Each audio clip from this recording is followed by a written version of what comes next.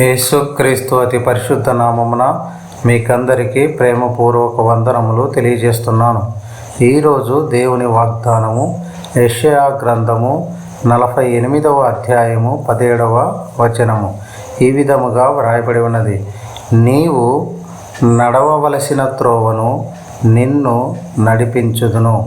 మరి ఒకసారి చదువుకున్నామండి.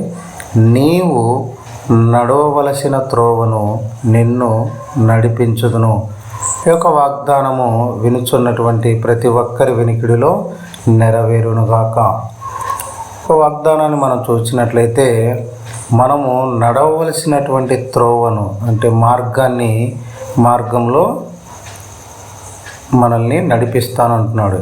ఏ విధమైనటువంటి మార్గంలో నడుస్తున్నాం, ఏ విధమైనటువంటి త్రోవల్లో మనము ఇంతవరకు నడుస్తున్నామో కానీ ఇక ముందు నేను నిన్ను నడిపిస్తానంటున్నాడు. కాబట్టి ప్రియ సహోదరుడా, మనం చేయవలసింది ఆయనను ఆనుకొని ఉండాలి. మనం ఆయనతో నడవాలి. హనోకు 300 సంవత్సరములు ఆయనతో నడిచేను అన్నాడు. కాబట్టి మనము ఏ విధంగా నడుస్తున్నాం, మన దారి ఏ విధమైనటువంటి మార్గంలో ఉన్నది, మన త్రోవలు ఏ విధముగా ఉన్నాయి, మనం ఒకసారి పరిశీలన చేసుకోవాలి. మన మార్గములు నీతిమంతంగా ఉన్నవా, అనీతిమంతంగా ఉన్నవా, న్యాయమైనవిగా ఉన్నవా, అన్యాయముగా ఉన్నవా, ఏ విధమైనటువంటి మార్గంలో మనం నడుస్తున్నాం. ఆ మార్గములని మనము నడిచే మార్గములు యెహోవా దేవుడు సరిచేసేవాడుగా ఉన్నాడు. కాబట్టి ఇక్కడ 17వ వచనంలో ఏం రాయబడిందంటే, నీ విమోచకుడను ఇశ్రాయేలు పరిశుద్ధ దేవుడనైన యెహోవా ఈలాగు సెలవిచ్చుచున్నాడు.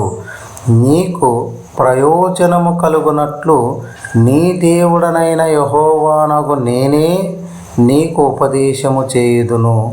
నీవు నడవవలసిన త్రోవను నిన్ను నడిపించుదును. చూడండి, ఆనాడు ఇశ్రాయేలు అంటే యాకోబుతో మాట్లాడుతున్నాడు యెహోవా దేవుడు. నీ విమోచకుడును అంటున్నాడు, నేను విమోచించానంటున్నాడు. ఇశ్రాయేలు పరిశుద్ధ దేవుడనైన యెహోవా ఈలాగు సెలవిచ్చుచున్నాడు అని సెలవిస్తున్నాడు. ఆనాడు ఇశ్రాయేలు అంటే యాకోబుని విమోచించినటువంటి పరిశుద్ధ దేవుడనైన యెహోవా ఏ విధంగా సెలవిస్తున్నాడంటే, నీకు ప్రయోజనము కలుగునట్లు. ప్రియా సహోదరుడా, ఈరోజు నీతో నాతో మనందరితో పరిశుద్ధాత్మ దేవుడు మాట్లాడుతున్నాడు.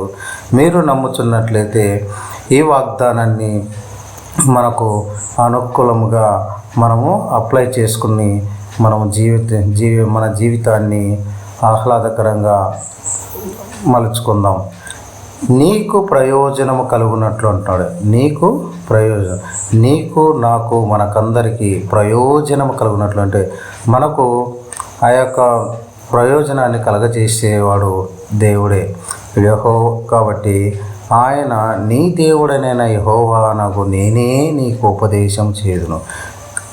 మనకు ప్రయోజనం కలుగునట్లు ఆ దారి, ఆ మార్గం ఏ విధంగా ఉండాలంటే అది మనకు ప్రయోజనం కలుగునట్లు, మనకు ఉపయోగపడినట్లు ఆ దారిని నీ దేవుడనైనటువంటి యెహోవా నాకు నేనే నీకు ఉపదేశం చేయుదును అంటున్నాడు. చూడండి, ఎంత చక్కగా ఆయనే మనకు మార్గాన్ని చూపిస్తానంటున్నాడు. మార్గంలో నడవలసిన మార్గాన్ని నడిపిస్తానంటున్నాడు. అంత మాత్రం కాదు, ఉపదేశం, అది నీకు ఆ మార్గం నీకు ప్రయోజనం కలుగునట్లు నీకు ఉపదేశం చేయుదును అంటున్నాడు.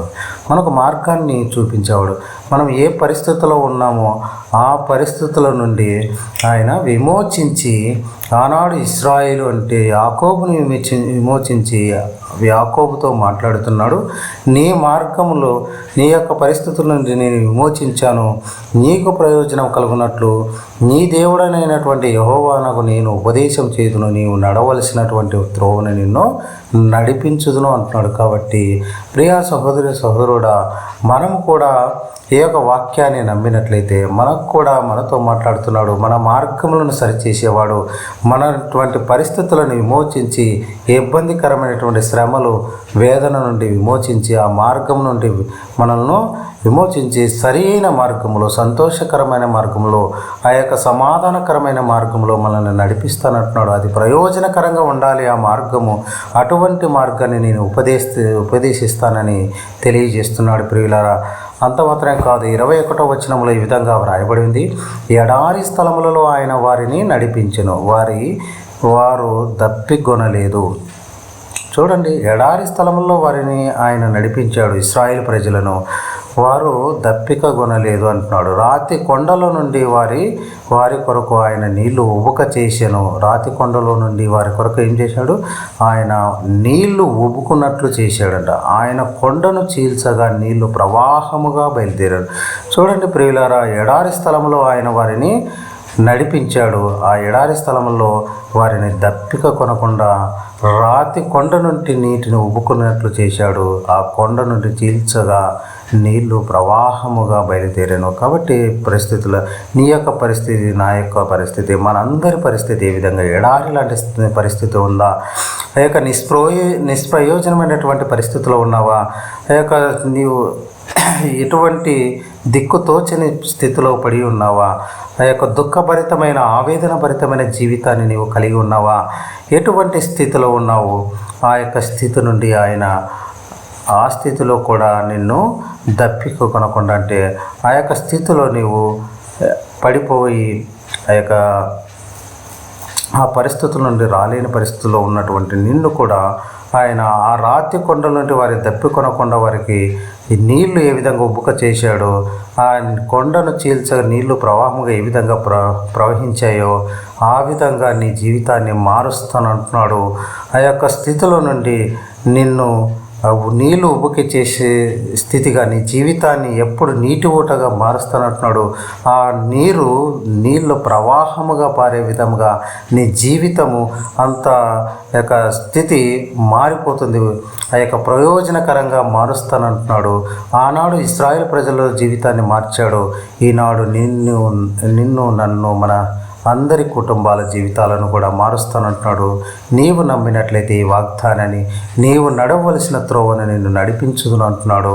ఆ వాగ్దానాన్ని ఎత్తిపెట్టి ప్రార్థన చేసి, దేవా నీవు నడవలసిన త్రోవను నన్ను నడిపిస్తానన్నావు, నీ దేవుడైన యెహోవానగు నేను నీకు ఉపదేశం చేస్తానన్నావు, నీకు ప్రయోజనం కలిగినట్లు ఉపదేశం చేస్తానన్నావు. దేవా, నాకు కూడా ఈ యొక్క మార్గం నుండి, ఈ యొక్క స్థితి నుండి బయటపడే మార్గాన్ని నాకు తెలియజేయమని నువ్వు ఆ యొక్క మోకాళ్ళని ప్రార్థన చేసినట్లయితే నీతో కూడా యెహోవా దేవుడు నీకు ప్రయోజనం కలుగునట్లు యెహోవా దేవుడు ఆ యొక్క మార్గాన్ని చూపించేవాడుగా ఉన్నాడు. ఎడారిలో ఉన్నటువంటి జీవితాన్ని కూడా ఆ యొక్కటువంటి నీళ్లు ఉబుక జీవితంగా, నీళ్లు పారేటటువంటి ప్రవాహముగా ఉన్నటువంటి జీవితంగా, పచ్చని జీవితంగా, ఎడారి అంటే ఎండిపోయిన జీవితాన్ని ఆ యొక్క పచ్చదనముగా ఉన్నటువంటి జీవితంగా, ఆహ్లాదకరమైన జీవితంగా, సంతోషకరమైన జీవితంగా మారుస్తానంటున్నాడు. అయితే మనం ఏం చేయాలంటే ఒక కండిషన్ పెట్టాడు. 18వ వచనంలో ఈ విధంగా వ్రాయబడింది, ప్రియులారా శ్రద్ధగా ఆలకించండి, నీవు నా ఆజ్ఞలను ఆలకింపవలనని నేనెంతో కోరుచున్నాను. చూడండి, ఆయన అడుగుతున్నాడు, కోరుకుంటున్నాను అంటున్నాడు. ఏమంటున్నా అంటే, నీవు నా ఆజ్ఞలను ఆలకింపవలనని నేనెంతో కోరుచున్నాను. మనం చేయవలసిందంతా ఆయన ఆజ్ఞలను ఆలకించాలంటున్నాడు, వినాలంటున్నాడు. ఆయన మాటలను శ్రద్ధగా వినాలంటున్నాడు. ఆ వినడం కూడా నేను ఎంతో కోరుకుంటున్నాను, నువ్వు వినాలని నేను ఎంతో కోరుకొనుచున్నాను అంటున్నాడు. కాబట్టి ప్రియులారా, మనం ఏ విధంగా ఉంటున్నాం? ఆయన ఆజ్ఞలను, ఆయన మాటలను పెడచెవున పెట్టి ఆయన వినకుండా మనం వెళ్తున్నామని ఆయన బాధపడుతూ, అందుకే మీరు నా ఆజ్ఞలను ఆలకింపవలనని నేనెంతో కోరుచున్నాను అంటున్నాడు. అంత ఆశపడుతున్నాడు. ఆయన ఆజ్ఞలను విధేయత చూపాలి, ఆయన మాటలకు విధేయత చూపి ఆయన ఆలకించాలని ఎంతగానో ప్రయత్నం చేస్తున్నాడు, ఆయన కోరుకుంటున్నాడు. కాబట్టి అదే వచనంలో ఏం రాయబడింది? ఆలకించిన ఎడల, ఒకవేళ నువ్వు ఆయన కోరుకున్నట్లుగా ఆలకించినట్లయితే, ఆయన వాక్యానుసారమైన జీవితాన్ని మనం ఆయన మాటలకు లోబడి ఆజ్ఞల ప్రకారం నడుచుకున్నట్లయితే, ఆలకించిన ఎడల నీ క్షేమము, నీ క్షేమము, నీ కుటుంబ క్షేమము ఏ విధంగా ఉంటుందంటే నది వలెను నీ నీతి సముద్ర తరంగముల వలెను ఉండును. చూడండి, ఇదంతా ఆశీర్వాదమే. నీ క్షేమము నది వలెను నది ప్రవాహం వలె ఉంటుంది. అదేవిధంగా నీ నీతి సముద్ర తరంగముల వలె, నీ యొక్క నీతిమంతమైన జీవితం ఏ విధంగా ఉంటుంది, సముద్ర తరంగములు ఏ విధంగా ఎగిసి పడుతుంటావో ఆ విధంగా నీ నీతి అనేది ఎగిసి పడుతూ ఉంటుంది. నీ జీవితం ఆ విధంగా ఉంటుంది. అందరికీ మార్గదర్శకంగా ఉండే జీవితము నీ క్షేమము నది వలె ప్రవాహంగా ప్రవహిస్తుంది.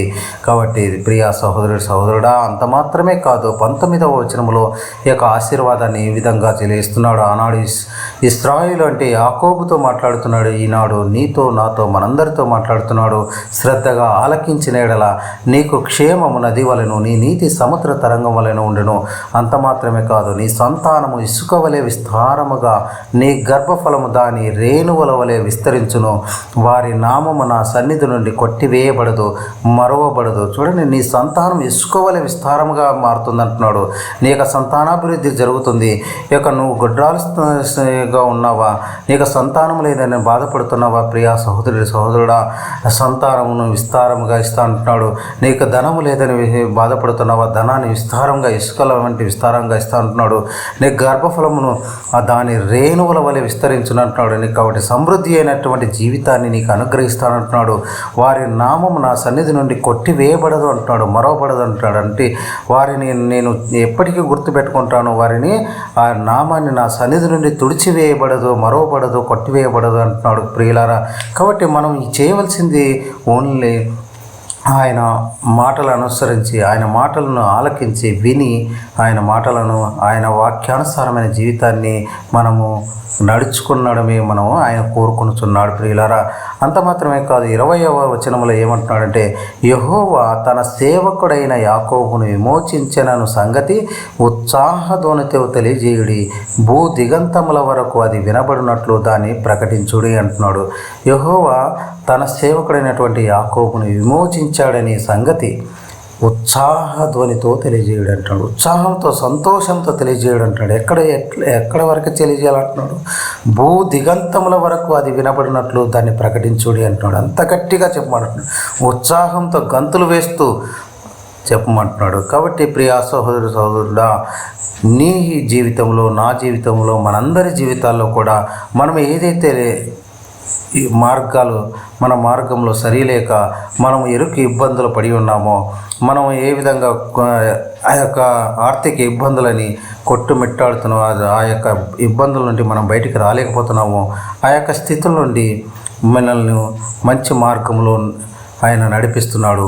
అదే స్టూడెంట్స్ అయితే వారిని మంచి ఆ యొక్క ఉన్నత కెరీర్లోకి వెళ్ళడానికి వారి యొక్క కెరీర్ను ఆయనే ఉపదేశించి ఏ విధంగా నీవు ఏ యొక్క కెరీర్ని ఎంచుకోవాలి, ఏ విధంగా ఉండాలి, నువ్వు డాక్టర్గా, ఇంజనీరుగా, లేకుంటే కలెక్టర్గా, గొప్ప ఆఫీసర్గా నువ్వు ఉండాలనుకునేట్టు దేవుడు ఆయనే నీకు ఉపదేశించి ఆ మార్గంలో నడిపించి ఆయన యొక్క నది వలె క్షేమాన్ని, నీ నీతి సముద్ర తరంగం వల్లే చేస్తానంటున్నాడు. అంత మాత్రంగా సంతానమును ఇసుక విస్తారముగా చేస్తున్నట్టు. కాబట్టి ప్రియా సహోదరుడా, ఏ యొక్క స్థితిలో నువ్వు పడి ఉన్నావో ఆ స్థితి నుండి, ఎడారి లాంటి జీవితం నుండి, ఆ యొక్క నిష్ప్రయోజనమైనటువంటి జీవితం నుండి ఆయన ప్రయోజనకరమైనటువంటి, సంతోషకరమైన, సమాధానకరమైన జీవితంగా మారుస్తానంటున్నాడు.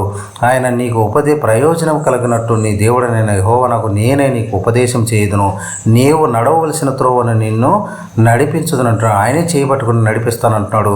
మనకు ఆ ఉపదేశం చేయడమే కాదు, నడిపించి ప్రయోజనకరమైనట్లు మనకు ఆయన చేస్తానంటున్నాడు. కాబట్టి ప్రియా సహోదరుడా, మనం నమ్మినట్లయితే ఆయనను ఆనుకొని ప్రార్థన జీవితం కలిగి, ఆయన సహవాసం కలిగి మనము ఇక వాగ్దానాన్ని ఎత్తిపట్టి ప్రార్థన చేసిన మన జీవితాలు కూడా ఆ విధంగా సమాధానకరమైన, సంతోషకరమైన జీవితాలుగా మారుతాయి. ఆ యొక్క విమోచన కలిగినప్పుడు ఏమంటున్నాడంటే 20వ వచనంలో, యెహోవా తన సేవకుడైన యాకోబును విమోచించిన సంగతి ఉత్సాహధ్వనితో తెలియజేయుడి, భూ దిగంతముల వరకు అది వినపడినట్లు దాన్ని ప్రకటించినాడు. కాబట్టి ప్రియా సహోదరుడా, నీ జీవితంలో నా జీవితంలో కూడా అటువంటి విమోచన కలిగి ఉన్నదా?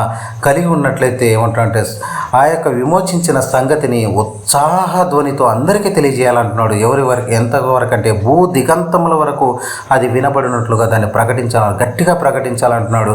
కాబట్టి నీవు పొందినటువంటి రక్షణను, నీవు పొందినటువంటి సమాధానాన్ని, నీవు పొందినటువంటి సంతోషాన్ని, నీవు పొందినటువంటి రక్షణ భాగ్యాన్ని, నీవు పొందినటువంటి ఆ యొక్క పరలోక రాజ్య యొక్క యాజకత్వాన్ని నీవు ఈ యొక్క భూ దిగంతముల వరకు తెలియజేయాలంటాడు. ఎట్లా తెలియాలని ఉత్సాహంతో తెలియజేయాలంటున్నాడు. కాబట్టి మీరందరూ ఆ విధంగా తెలియజేసి ఆ సంతోషాన్ని కనపరుస్తారని నమ్ముతూ మీ జీవితాలు కూడా సంతోషకరమైన జీవితాలు, ఆనందకరమైన జీవితాలని దేవుడు ఆ యొక్క మార్చుతాడని నమ్ముతున్నాం. కాబట్టి మీరు కూడా నమ్ముతున్నట్లయితే ఈ వాగ్దానాన్ని ఎత్తిపెట్టి ప్రార్థన చేయండి. మీ జీవితాలు ఆ విధంగా మార్చుకోండి. ఆ విధంగా మారినట్లయితే ఉత్సాహధ్వనితో తెలియజేయమంటున్నాడు. భూ దిగంతముల వరకు దాన్ని ప్రకటించాలని మీ మీద ఆ యొక్క తన చిత్తాన్ని వెలువడుస్తున్నాడు. కాబట్టి ఆయన చిత్తాన్ని అనుసరించి మనం నడుచుకునే విధంగా ఉండాలని, ఆయన గొప్ప దీవెనలతో, సమృద్ధి అయిన దీవెనలతో మనందరినీ ఆశీర్వదించని ఈ యొక్క వాగ్దానం ద్వారా మనల్ని పరిపూర్ణులుగా చేయనని నమ్ముతూ విశ్వసిస్తూ యేసు క్రీస్తు అతి పరిశుద్ధ నామమున మీ అందరి కొరకు ప్రార్థన చేసి అడిగి వేడుకుంటున్నామా పరమ తండ్రి. Amen, amen, amen.